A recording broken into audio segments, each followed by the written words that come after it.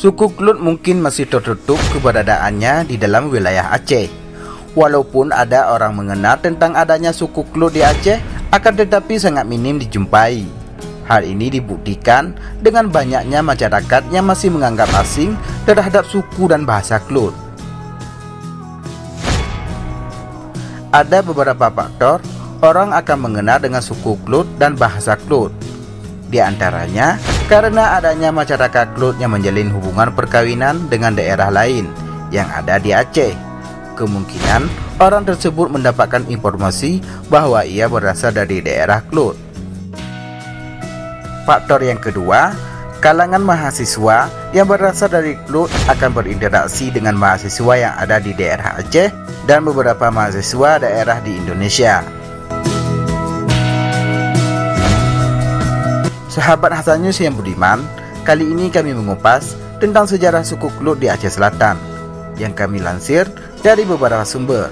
Subscribe video ini, like dan share, biar sejarah Aceh lebih terpandang di mata dunia.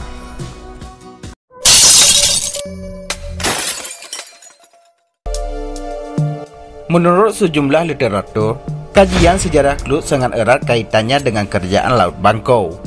Laut Bangkau dulunya merupakan sebuah danau mini yang letaknya adalah di tengah Taman Nasional Gunung Leuser, bagian barat yang berbatasan dengan Kecamatan Bakungan dan Kecamatan Kelut Timur, Kabupaten Aceh Selatan saat ini. Dikisahkan bahwa kerajaan Laut Bangkau ini pernah megah di kawasan daerah Kelut tempo dulu. Raja terakhir yang sempat memimpin rakyatnya di daerah ini bernama Malinda. Ia mempunyai seorang istri yang setia bernama Rindi. Setelah raja tersebut meninggal, daerah ini mengalami bencana banjir, sehingga banyak penduduknya yang mengeluh. Penduduknya kemudian mencari daratan baru, sebagian ke Tanah Batak, sebagian ke Singkil, dan sebagian lagi masih setia untuk menetap di daerah tersebut dengan mencari dataran tinggi yang baru, yang daerah itu dinamakan sebagai daerah Kelut. Walaupun bahasa yang digunakan juga ada kemiripan dengan penduduk yang pindah ke daerah-daerah lainnya. Dari sini timbul pendapat bahwa terjadinya kemiripan bahasa antara bahasa Kelut, bahasa Singkil, bahasa Batak, bahasa Alas, dan bahasa Karo. Dalam literatur lain dikatakan bahwa terbentuknya suku Kelut diawali adanya beberapa orang yang mengasingkan diri ke suatu daerah, sehingga dari situ mereka beranak cucu dan terbentuk suatu masyarakat. Pengambilan kata Kelut bermula dari kata Karwat yang diambil dalam bahasa Arab yang artinya menyendiri, memisahkan diri dari keramaian.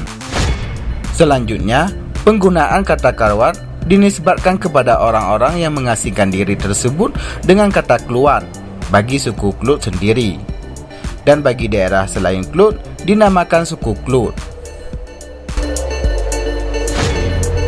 Pada awalnya daerah Kelut yang ada di Kabupaten Aceh Selatan ada dua kecamatan Kelut, yaitu Kecamatan Kelut Utara yang ibu kotanya adalah Kota Fajar, dan Kecamatan Kelut Selatan yang ibu kotanya adalah Kandang. Untuk perkembangan selanjutnya, karena adanya otonomi terhadap pemekaran daerah, maka daerah Kelut dibagi kepada 4 kecamatan. Kecamatan Kelut Utara terpecah atau dimekarkan dengan lahirnya Kecamatan Kelut Tengah, yang ibu kotanya adalah Koto, dan Kecamatan Kelut Selatan dimekarkan dengan lahirnya Kecamatan Kelut Timur, dengan ibu kota Payadapur. Menurut beberapa pengamat mengatakan bahwa suku yang masih dapat mempertahankan budayanya adalah Kelut Timur. Dilihat dari pengucapan dan penggunaan bahasa Kelut, banyak sekali didapat bahwa bahasa Kelut tidak lagi menurut bahasa aslinya, melainkan adanya pengucapan bahasa yang dikombinasikan dari bahasa selain dari bahasa Kelut, seperti bahasa Nejame, bahasa Aceh, bahkan bahasa nasional kita yaitu bahasa Indonesia. Nah, demikianlah cuplikan singkat Hasan News tentang sejarah suku Kelut. Jika ada kesalahan dari apa yang kami sampaikan, mohon tulis kritikannya di kolom komentar.